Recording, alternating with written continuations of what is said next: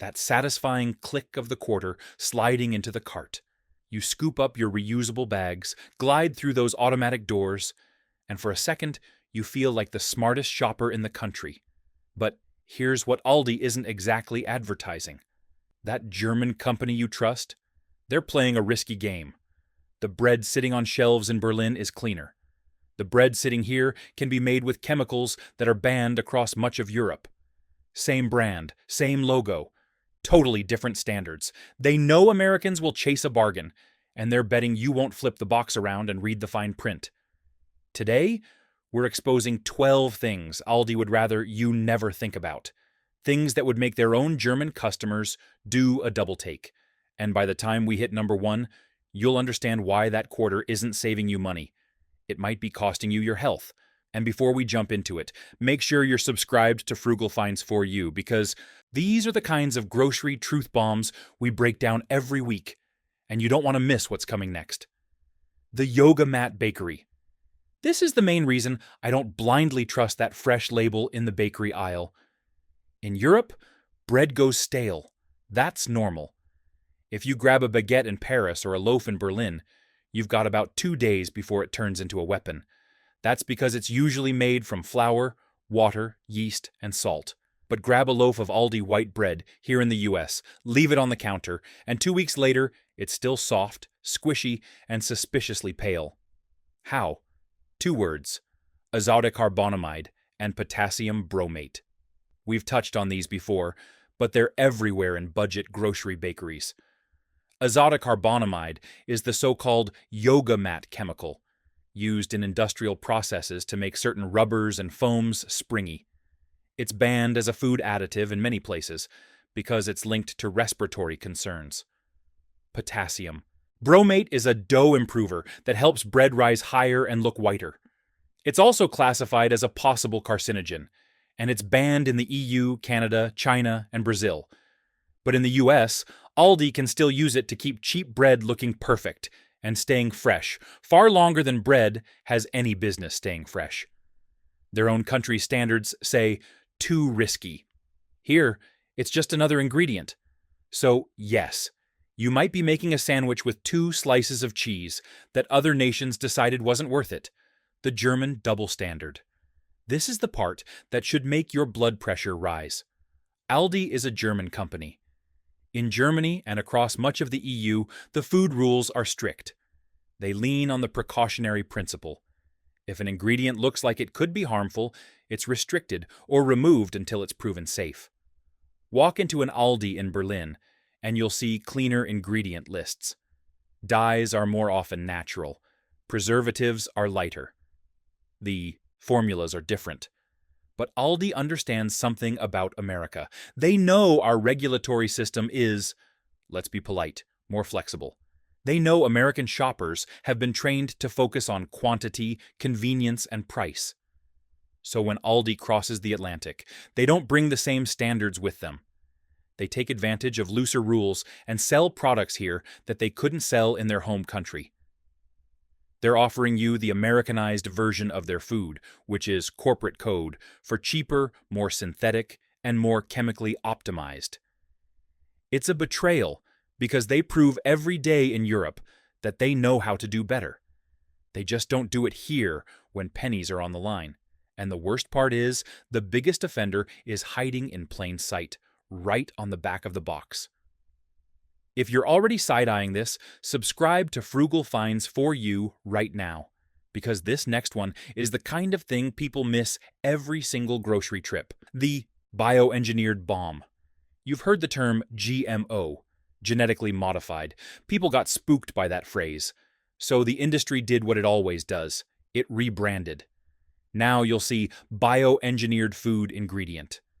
And Aldi's private labels, the ones people trust because they feel in-house, like Millville, Clancy's, and even some friendly-looking dairy and pantry items, can be loaded with bioengineered ingredients. Flip over the crackers, flip over the cereal, flip over the boxed meals and sauces. Look for the tiny sentence near the nutrition facts or tucked around the barcode. You may see a symbol or wording that says the product contains a bioengineered food ingredient. What does that mean in real life? It often means corn, soy, or sugar beet sources that have had their DNA altered so the crop can survive being blasted with massive amounts of pesticides, especially glyphosate, the active ingredient in Roundup. The crop doesn't die, but residues can end up in the harvest, and that harvest ends up in your budget-friendly food. In many European countries, consumer rejection and stricter rules make bioengineered ingredients far less common on shelves. But in the US, Aldi knows you're watching the price tag, not the microprint. So they feed you the versions Europe pushed back on, because bioengineered corn syrup is cheaper than real sugar. But maybe you're thinking, fine, I don't eat that much processed snack stuff. I just bought the chicken. Oh, you sweet, trusting soul. The red bag chicken lies. If you've ever been in an Aldi Facebook group, and yes, some of them operate like fan clubs with a freezer addiction, you've heard of the red bag chicken. Kirkwood breaded chicken breast fillets. People swear it tastes like Chick-fil-A. They hoard it. They post freezer photos like trophies. But ask yourself why it tastes that good. And ask yourself why it can sit frozen for months and still cook up juicy every time. Turn the bag over. Start with the sodium. One serving can get close to half your daily limit. At that point, you're not eating chicken. You're eating a salt block shaped like a patty. Then keep reading. You'll often see carrageenan. It sounds harmless because it comes from seaweed, but it's one of the most controversial thickeners out there. In research settings, carrageenan has been used to trigger inflammation and intestinal distress in animal studies. It's literally used to create gut irritation in lab animals, so medications can be tested. So why is it in your chicken? It helps bind water, add weight, and keep the product artificially moist. In other words, you're paying for added water, and possibly paying with your gut. And then there's the oil question. These products are often cooked or formulated with soybean oil or canola oil, highly processed seed oils that are frequently genetically modified. There's that bioengineered thread again. In Europe, there's more pressure for farm-to-fork freshness. Here, we get lab-to-shelf longevity. And if you think that's bad, wait until we talk about what's happening to the produce. The zombie fruit phenomenon. Have you ever noticed something strange about Aldi produce? You buy peppers, strawberries, grapes. Everything looks perfect in the store. Firm, bright, shiny. You get it home, blink, and suddenly it's fuzzed up with mold. Or sometimes the opposite happens. It sits there for weeks and never really rots. It just shrivels, like it's mummifying. Two things can be going on here, and neither is comforting. First, the supply chain sprint. Aldi runs a tight, fast inventory system. To keep costs down, they don't operate the same way some giants do with enormous refrigerated storage networks. Produce can move quickly, and depending on transport and handling, it can spend time in less than ideal temperature conditions. So by the time it reaches the shelf, it may already be on the edge, even if it still looks fine. Second, the freshness illusion. There's been controversy around shelf life extender coatings used by some suppliers. Plant-based coatings designed to keep moisture in and make produce last longer. The issue isn't just whether it's allowed. It's that you can't always wash it off, and it can turn fresh into preserved. So that apple that looks glossy and brand new, it could be older than you think, sealed under a coating that keeps it photo-ready long after nature would have called it quits. In Europe, farm-to-fork freshness is the standard people demand. Here, too often, we get lab-to-shelf longevity. And if you think the fruit is questionable, the salmon situation is even worse. The salmon scam. Walk to the freezer section or the fresh case and look at the Atlantic salmon. That deep, rich pink color looks like it just leaped out of a wild river. It didn't. Most affordable Atlantic salmon at Aldi, and honestly at most stores, is farm-raised. Here's what that can mean. Crowded pens, heavily controlled environments, fish-fed pellet diets made from soy, corn, and processed fish parts, instead of a natural diet like krill and shrimp. Without the natural diet, the flesh would be dull, sometimes even grayish. And nobody wants gray fish. So what happens? Many farm operations use a pigment additive, often astaxanthin, to tint the flesh. There are even color charts used in the industry to match the ideal salmon shade. Basically, they can decide how pink they want it to look, so it sells better. You're not just buying fish. You're buying a color decision. And nutritionally, farmed salmon can be higher in fat, and not always the kind you want more of. The balance can shift, because the fish don't live the same life as wild salmon. Aldi moves a ton of it because it's cheap. But quality-wise, it's often a shadow of wild-caught salmon. It's the ocean version of a feedlot. And the next one isn't about ingredients. It's about your wallet and your brain. The aisle of shame trap. We have to talk about the middle aisle, the Aldi finds section, the so-called aisle of shame. This isn't random. This is psychological warfare. You went in for eggs and milk. You were a focused, rational adult. And then you see it. A cat bed shaped like a shark. A pressure washer.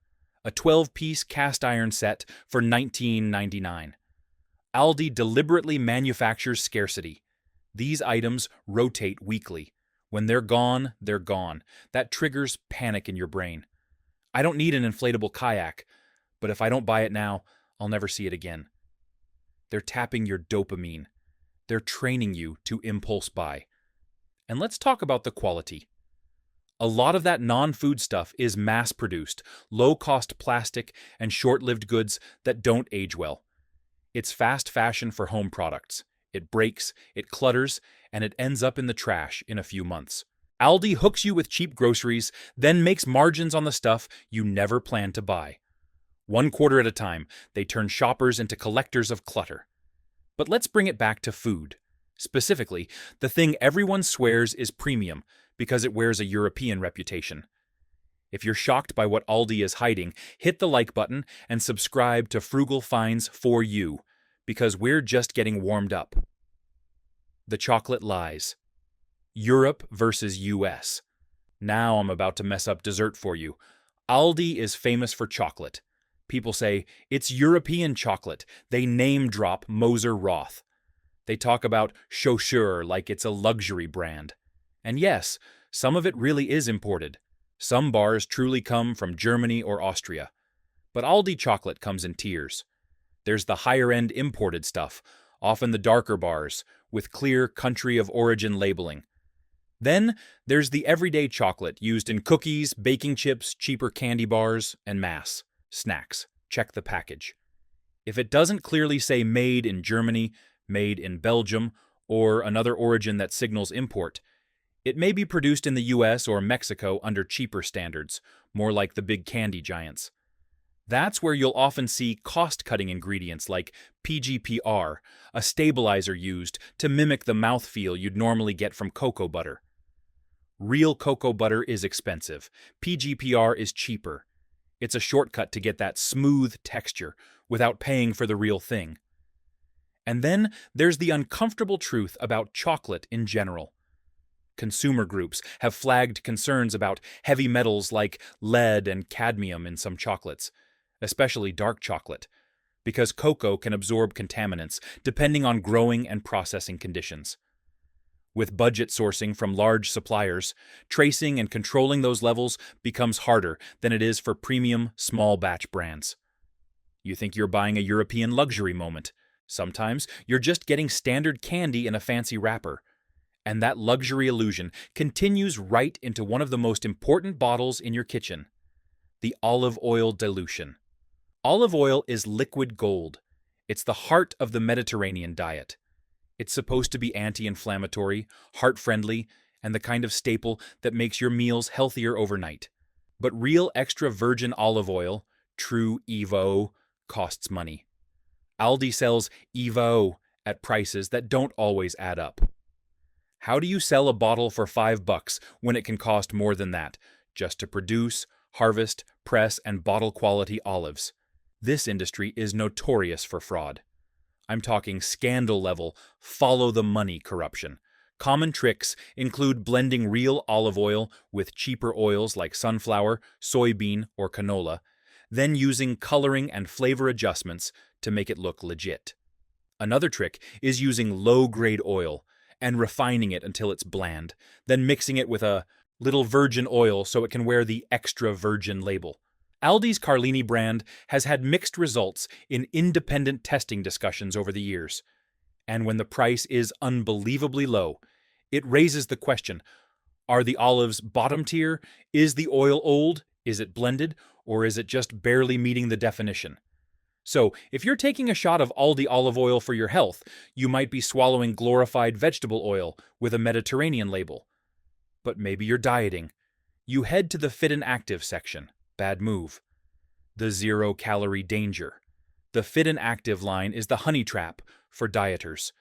People trying to lose weight see that friendly branding and those phrases like light and no added sugar, and they think they're making the responsible choice. You grab the light yogurt. You grab the zero-calorie sweetener packets for your coffee. You think you're outsmarting the system. But you might be outsmarting your metabolism in the worst way. Flip the box. Flip the over, and you'll often see the usual suspects: aspartame, sucralose.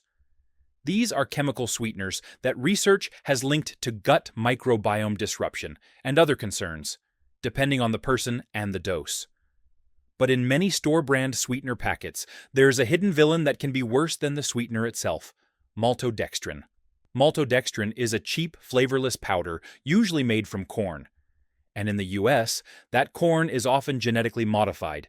It's used as a filler because pure sucralose is so concentrated you'd barely see it. Here's the kicker. Maltodextrin can have a glycemic index higher than table sugar. Let that sink in. Sugar clocks in around 65.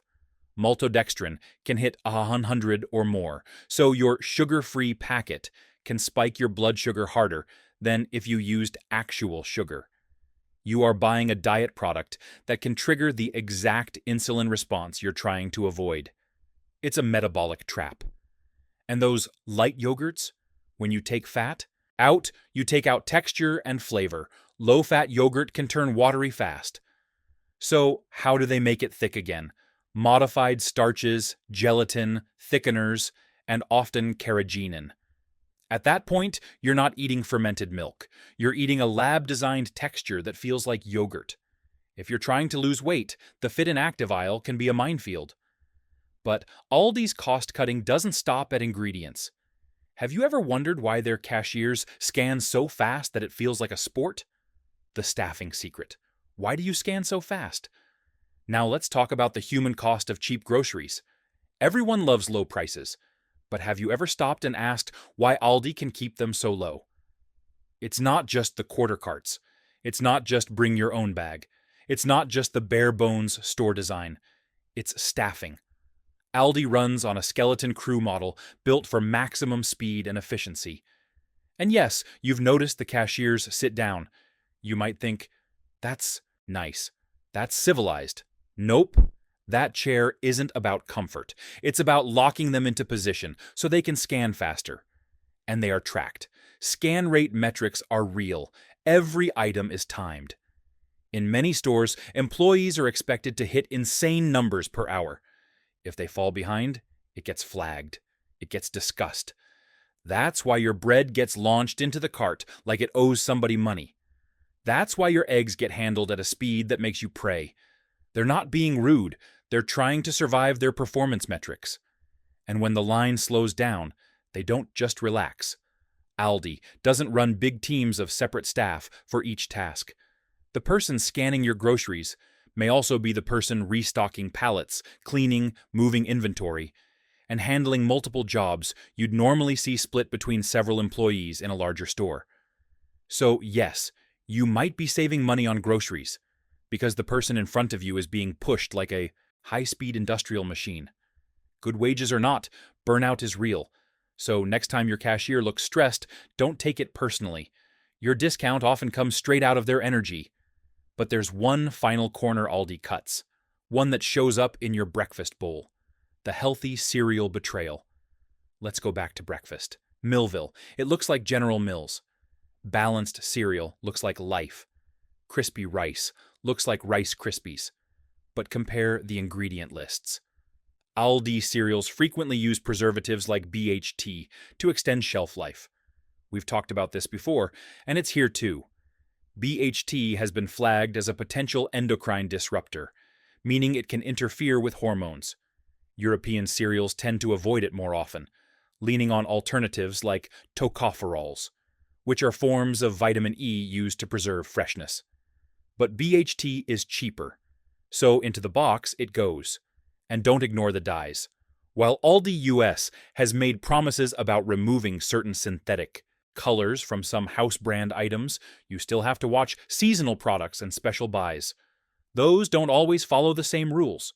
If you're buying fruit-flavored rings or colorful kids cereal, check for Red 40. Check for Blue 1. Blue 1 has been linked to allergic reactions, and some animal studies have raised concerning signals that keep it controversial. But it makes the milk look fun, and kids love it. So now we land on the real question. The verdict. Is the quarter worth it? Here you are, looking at the receipt. You saved $40 compared to the other store. But what did you bring home? Did you buy crops engineered to withstand pesticide blasts? Did you buy chicken juiced with inflammatory thickeners? Did you buy salmon dyed to look wild? Did you buy bread that can't even be sold under the standards in the country where the company was born? Aldi is a master of illusion. They use the halo of German quality to sell you an American industrial's version of food. They use the treasure hunt psychology to fill your cart with junk you never planned to buy. And they use the low price tag to make you stop looking too closely at the ingredient list. I'm not saying you can never shop there. They have some great finds. Sometimes they carry solid organic options. Sometimes the berries are good, if you eat them fast enough. But you can't shop there on autopilot. You can't trust the label without reading the back. Because if you don't, you're not saving money. You're just delaying the cost. You save on groceries today, and you pay with your health later. So the next time you see those sliding doors and hear that quarter click into place, ask yourself, is the discount worth the bioengineered, dye-filled, preservative-loaded risk? Or is it time to shop smarter somewhere else? If this video opened your eyes to what Aldi is really selling, hit the like button and subscribe to Frugal Finds for You. We've got a lot more secrets to uncover, and you won't want to miss a single one.